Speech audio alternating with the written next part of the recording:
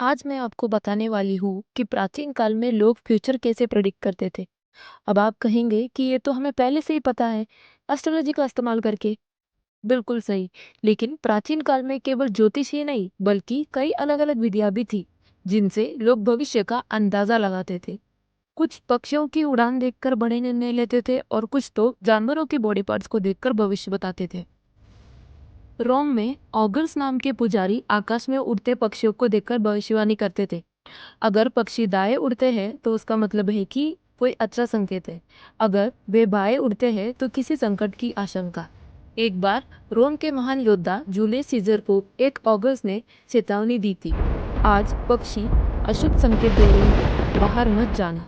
लेकिन सीजर ने इसे गंभीरता से नहीं लिया और उसके उसी दिन उनकी हत्या कर दी थी।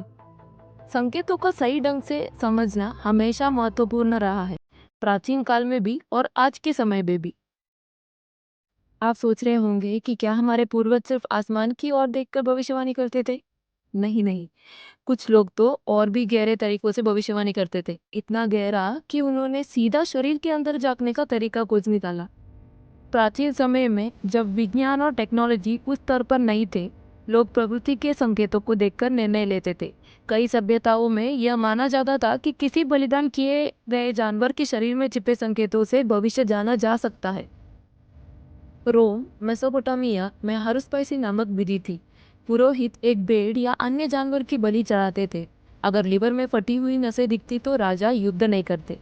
रोम के शासक हर बड़े फैसले से पहले ये विधि अपनाते हैं। एक बार रोम के राजा क्लॉडियस को चेतावनी दी गई थी, अगर लिवर में दरार हो तो युद्ध मत करना। लेकिन उसने ध्यान नहीं दिया और उसकी सेना को भयानक हार का सामना करना पड़ा। तो दोस्तों, ये थी प्राचीन समय के सबसे अजीब तरीके जिसके लोग भविष्यवाणी करते थे।